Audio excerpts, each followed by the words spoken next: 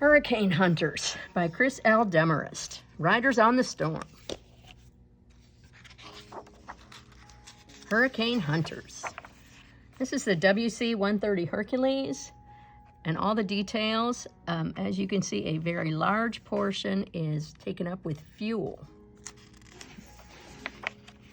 A quiet, restful day at a southern shore masks the chaos of a storm building in the Atlantic Ocean.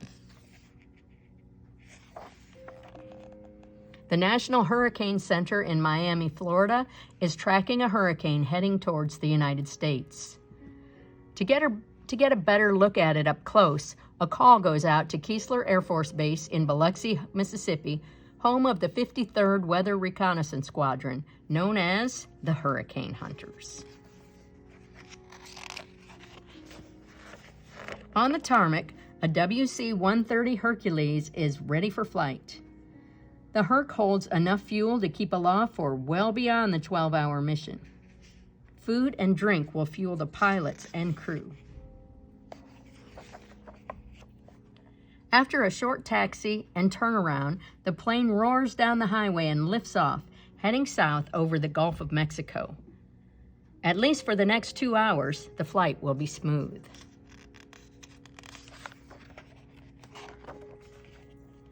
The hurricane, now a Category 5 with winds over 165 miles per hour, steers near a small tropical island.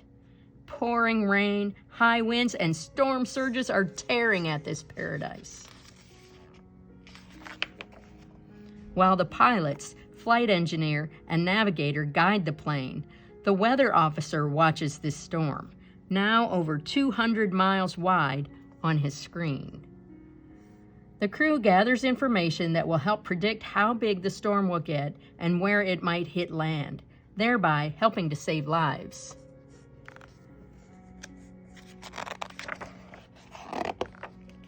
Cruising at 10,000 feet, the Herc barrels along. The drone of the 4 turbine engines vibrates through the fuselage. Ahead lies a wall of grayish-white clouds. Soon, the smooth part of the flight will be over. Along the coast, local forecasters get word from the National Hurricane Center and spread the warnings. Fishermen bring their vessels up inland waterways.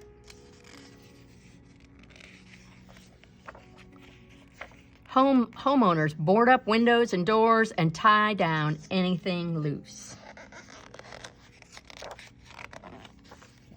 While emergency repair crews move in, the people heed warnings and start evacuating.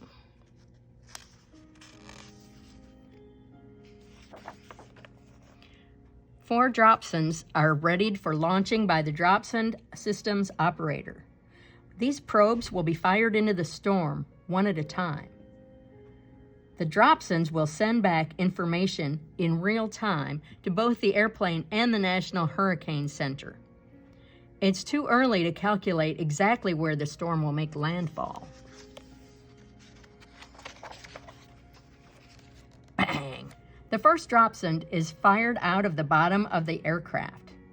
Within seconds, a drogue parachute opens, and immediately a constant stream of information on wind speed, humidity, direction, temperature, and barometric pressure is sent back to the plane and the National Hurricane Center.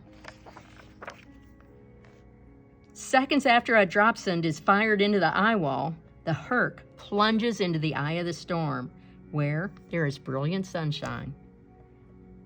Immediately, the plane drops 1,000 feet as the lower pressure pulls it down. In contrast to the calm blue skies in the hurricane's eye, the sea rolls in chaotic 60-foot swells. Violent winds whip across the surface. The surf and wind remain calm, and the sun continues to shine. But in 2 days, the storm will pound this area. Except for emergency personnel, the streets are quiet. Rain and hail pelt the plane as the hurricane hunters continue flying back and forth through the storm. Only halfway through the hurricane season, the nose and leading edges of the wings show signs of paint wearing off from the battering that the plane has taken. It's nightfall and the hurricane hunters return to base. It's been a long, exhausting day for this crew. Tomorrow, another crew will take their place and gather more information as the storm continues to grow and head for the mainland.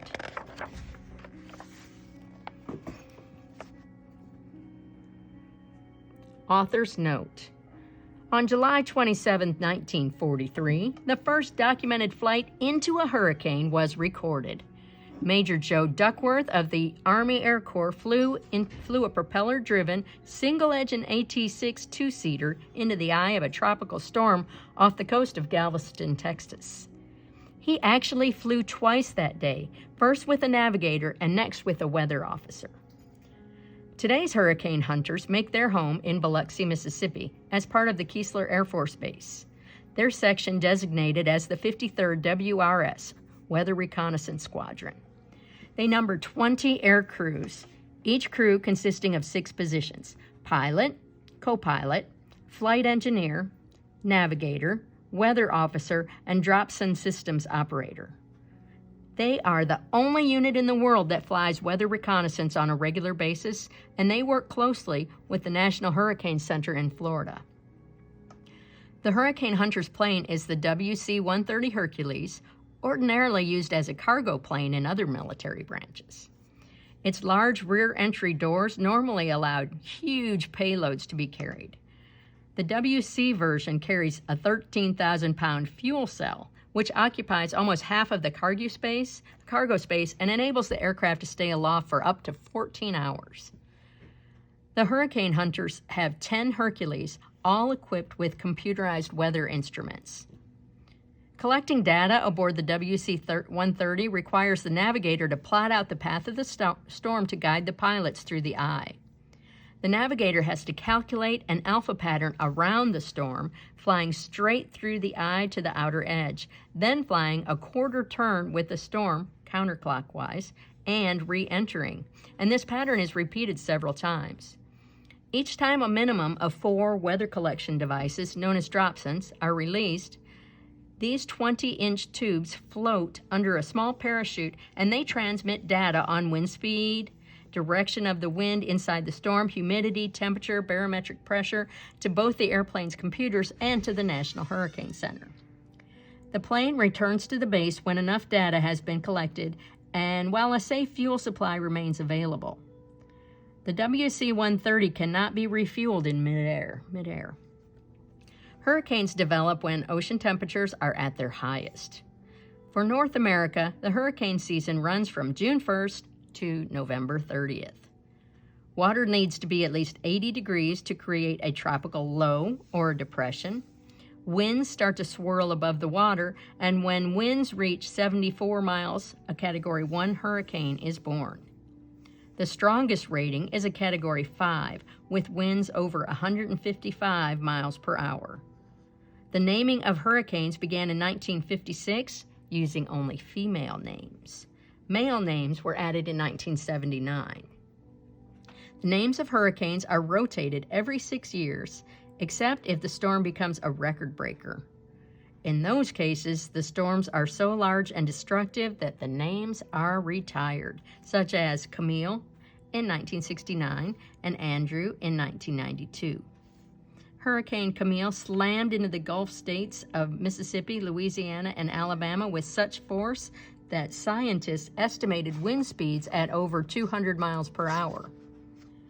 The storm surge killed over 143 people as a wall of water rose 24 feet higher than normal, sweeping away almost everything in its path. Hurricane Andrew completely destroyed 2 Florida towns, Homestead and Florida City, and it took 6 months for the power to be restored to all of the affected areas. The 2004 and 2005 hurricane seasons have been some of the most active on record. In 2004, 4 hurricanes crossed the states of Florida in 6 weeks, and in August 2005, Hurricane Katrina devastated the Gulf states when it made landfall as a Category 4 storm. Katrina destroyed beachfront towns in Mississippi and Louisiana, displaced 1 million people, and left over 1,000 people dead. When levees in New Orleans broke, 80% of the historic city was flooded. And less than a month later, Hurricane Rita barreled into Texas and Louisiana. The rebuilding effort in the Gulf states has been estimated to cost over $200 billion. The eye wall of the hurricane has the highest wind speeds. Punching through the eye wall into the eye is a dramatic event as the plane breaks into brilliant blue skies above. In a well-formed hurricane, the eye wall creates a stadium effect as the clouds circle around the eye. Immediately, the plane drops by as much as 1,000 feet, pulled by the lower barometric pressure in the eye of the storm. The plane then climbs back up to exit the eye at the prescribed altitude. In a large hurricane, it is not uncommon for several planes to fly at the same time. Flight plans are logged, and each aircraft is assigned a prescribed altitude to avoid any possibility of mid-air collisions. In the short history of weather reconnaissance, only 4 airplanes have been lost, 3 in the Pacific and 1 in the Caribbean. Flying into hurricanes is not without risk, but modern technology has lessened that danger. Modern technology allows the hurricane hunters to better calculate the size of a tropical storm and monitor them in case they grow into hurricane-class storms. This ability to follow storms means better predictions, which result in ample warnings to the affected areas and fewer lives lost. We cannot avoid storms. They are a natural phenomenon. But thanks to the hurricane hunters, we can feel much safer.